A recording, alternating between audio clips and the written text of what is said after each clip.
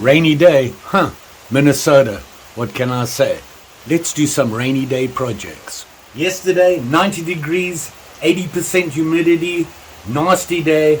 Today, raining, cool, 70 degrees. That means shop time. Been thinking about it. You guys know I'm on a budget. Been doing a lot of leather work lately. Some working, some not so much. But hey, that's how I learn. But what I've noticed is I'm buying all this leather, seem to be wasting a lot. I got pieces everywhere and things like that. So I thought, you know what? Let's see how we can use it. Save some money. Hey, these days, budget's a good thing. I tend not to throw anything bigger than 2 inches away. And I got a lot of stuff like this lying around.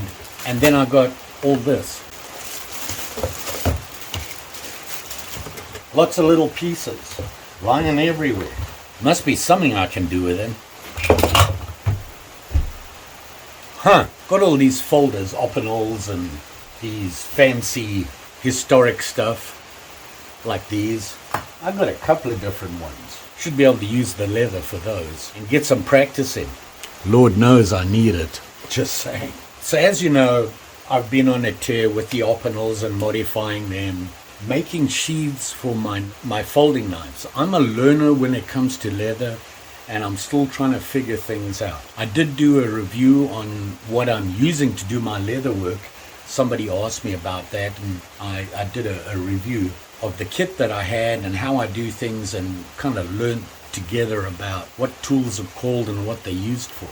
I'll put a link down below, or up here, or you can go and see it if you haven't seen it yet. But today I'm looking at a wide range of knives, and I wanted to show you some things that I've made.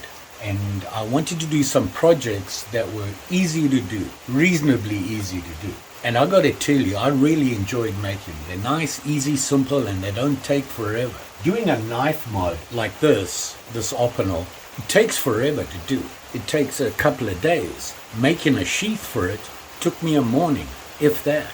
And you can see it's a very basic sheath. Some stitching and belt loop, and that's it. Once you figure that out for the Opinels, you can do all your Opinels. Doesn't matter what size it is, you just adjust the size of the pattern that you make, which is something I gotta do. But what I'd like to do is figure out a way to make some patterns for the things I do the most.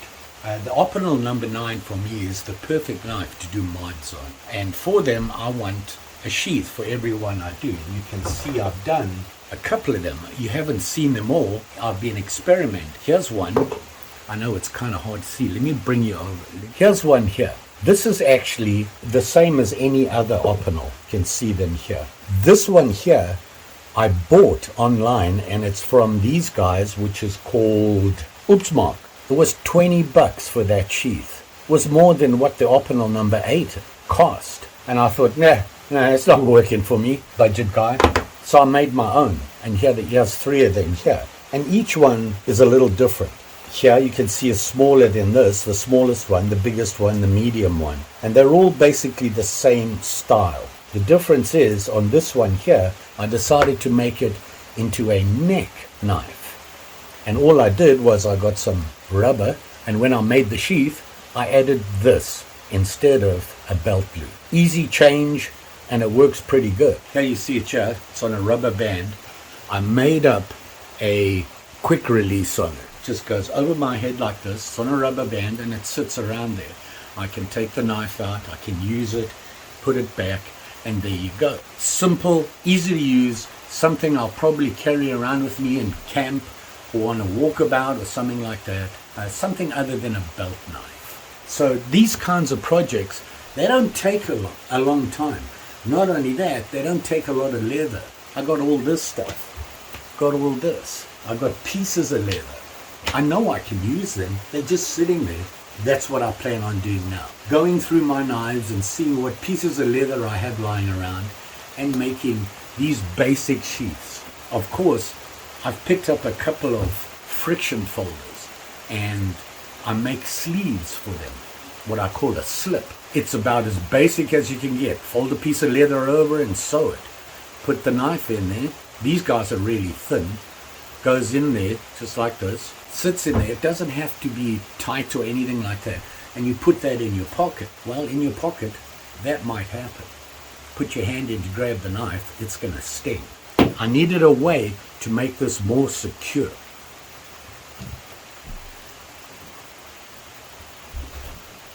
So I made a little slip for it. These guys are so thin, and I hate things in my pocket that are bulky. These work really well, and I got to tell you, I love this knife, the Higa no Kami.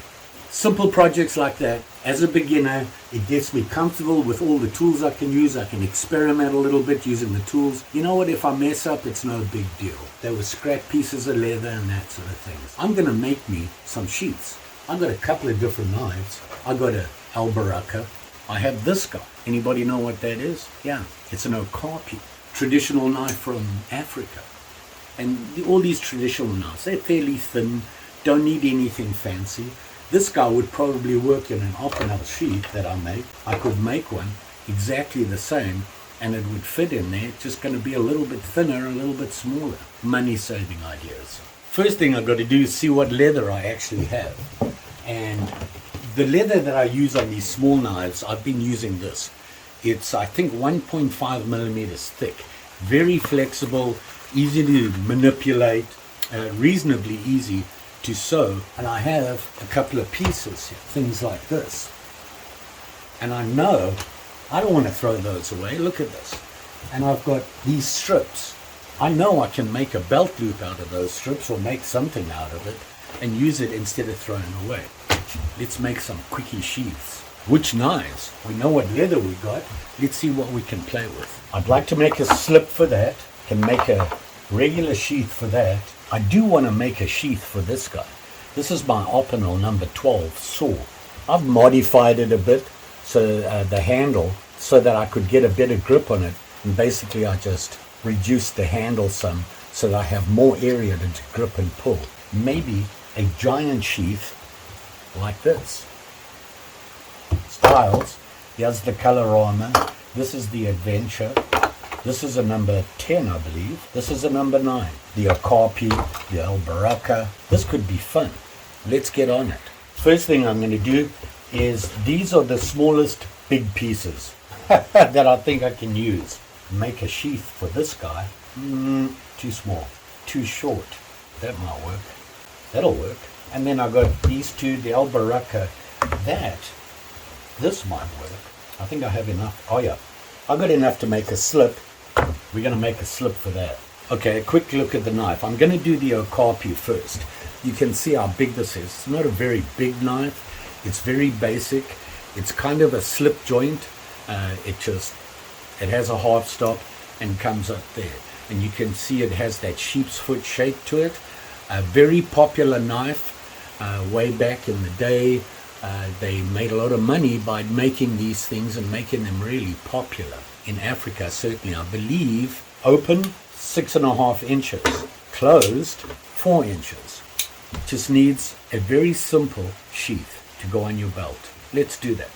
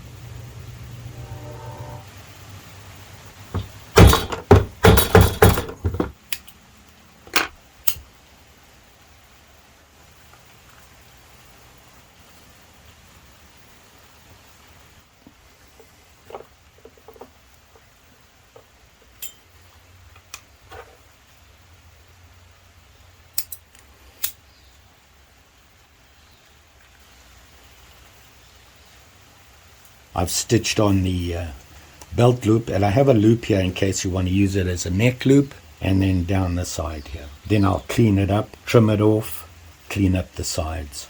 Okay, I've finished sewing it up. Like I said, my light died.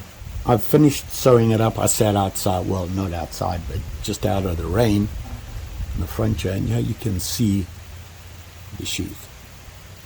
It's not done. We still got just the sewing's done. That goes in like that. And you've got that. I was sewing down here, and I wanted to make it a little tighter on the knife. So I was going to go at an angle. I was going to do 2 lines down here. See that? Then I thought, what happens if I go sideways? So that's what I did. So now what's left to do, I need to trim this all up here, clean up the edges, rub them in with some gum, and we should be ready to go. 2 hours worth of work.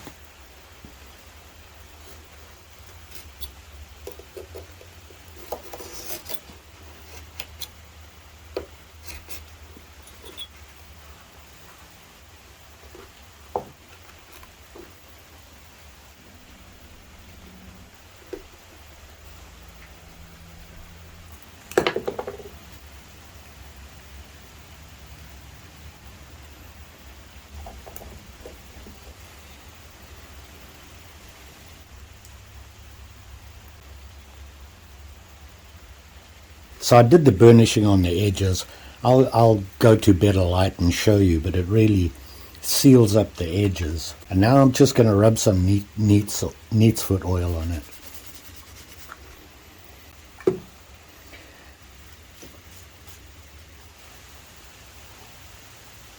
I've got to tell you right now, life is good. It's raining. I love the rain. And we've had none. So it's nice to have the rain. Everything's cooled down. It's nice to be outside and just listen to the rain. Here's the sheath for the Okapi. And you can see, like I said, I tried some stuff there. Just made some different. I tried the stitching. It actually worked better than I thought it would. Actually came out pretty good. I do like this leather for these little knives. It's a nice leather. It's really supple.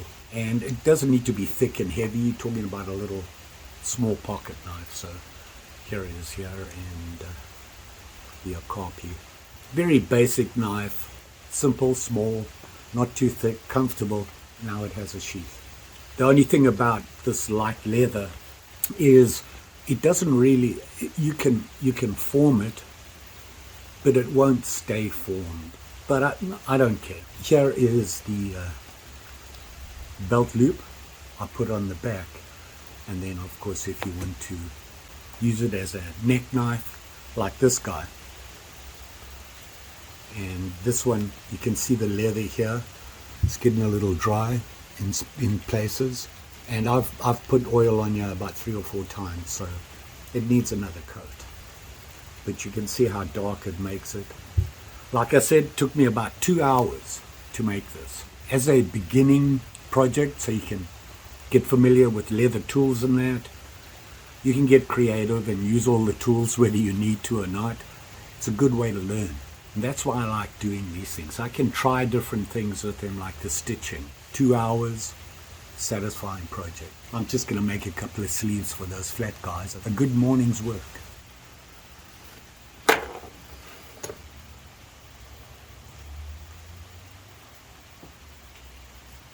So there you go. I have me a sleeve for my albaraka. This guy here. And it just slips in like that. I actually put a belt loop on it. With these guys, you really don't need it. They're so thin.